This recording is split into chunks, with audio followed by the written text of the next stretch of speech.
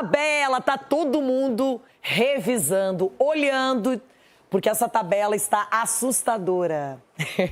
Bom, olha só, o Fluminense, 7ª posição, perdeu para o Vasco por 2-0, permaneceu com 41 pontos. Agora vai fazer no dia 29 o jogo atrasado diante do Ceará. E o Vasco da Gama, vencedor do Clássico, subiu para 8º, passou o São Paulo e o Bragantino. Não é? Então, olha lá como é que tá a coisa, né? Tá em 8º lugar. É um time que está começando a sonhar com Libertadores, Cicinho, e está jogando para isso. Exatamente, Renato. O futebol que o Vasco vem jogando, assim, é impressionante como o Diniz montou a equipe e a equipe vem evoluindo. Lógico que fez jogos ruins, isso é normal, né? Tomou bastante gols, mas também é uma equipe muito consistente. O Diniz achou aí também, né, um cara no meio do campo, esse Cauã Barros, é isso, né?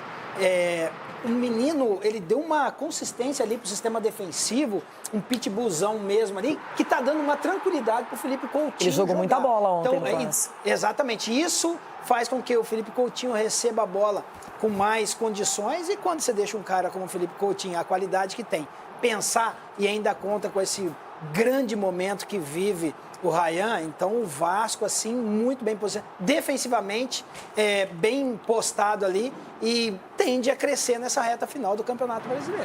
Em contrapartida, Edu, o Fluminense se preocupa, é um time que oscila muito, apesar de estar aí, no final do ano vai ter a Copa do Brasil, tá entre os primeiros colocados, jogo atrasado, mas o Vasco ontem foi cirúrgico, quando teve a chance, faz os seus gols e depois se postou muito bem em campo ao longo da partida. E começou muito bem o Fluminense, Renata, marcando pressão na equipe do Vasco, roubou a bola ali, né, com o Cano, né, o Cano finalizou, o goleiro pegou, mas poderia de repente ter tocado do lado. E aí, a partir dos 25 minutos, 30, aí o Vasco começa a igualar. Então, acho que o que não preocupa com relação à pontuação e a brigar, de repente, ali por rebaixamento, pelo contrário. Agora, o que preocupa, de repente, é para a sequência do campeonato e também na Copa do Brasil, porque o Zubeldia, quando chega, né, o time começa a jogar bem, começa a performar, ganha alguns jogos, mas aí, ultimamente, a gente vê, ganha no último minuto do Juventude dentro de casa, né, às vezes com a vaia da torcida, e aí ontem mesmo a gente viu que a torcida também estava um pouco impaciente, então a gente vê que a sintonia entre time e torcida não está sendo legal, então uma derrota como a de ontem, perante o seu rival, o Vasco da Gama, de repente pode trazer coisas negativas que, de repente, para a sequência pode prejudicar. Mas ainda eu acredito que o Zubeldia consiga manter um trabalho, né, consistente para chegar numa semifinal de Copa do Brasil melhor do que está agora. Rona, nos últimos 7 jogos, o Vasco venceu 6 vezes. O Diniz recuperou a equipe.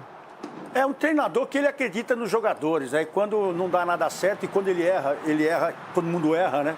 Ele acaba tomando goleada, tomando uma chacoalhada, só que ele traz todo o problema para ele.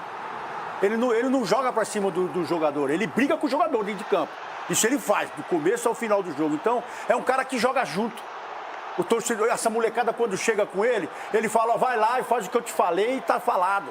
Então é por isso que o time do Diniz tem um comprometimento. E o que eu vi um pouco ontem no Fluminense, agora vai bicar.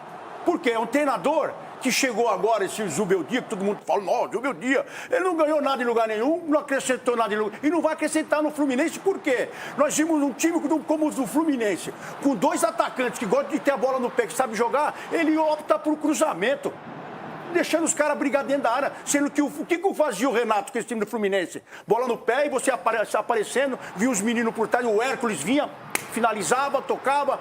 Raramente, quando essa bola vinha para dentro da área, ela já vem com qualidade. Agora só balãozinho. Ele deve estar tendo balãozinho só. E ele fica correndo, que nem aqueles piquenês, né? Aquele cachorrinho que sai de casa, da beirada. Não adianta, não vai ganhar jogo assim. Tem que fazer o time jogar. E o time do Fluminense está desaprendendo. Vai começar a bicar, hein?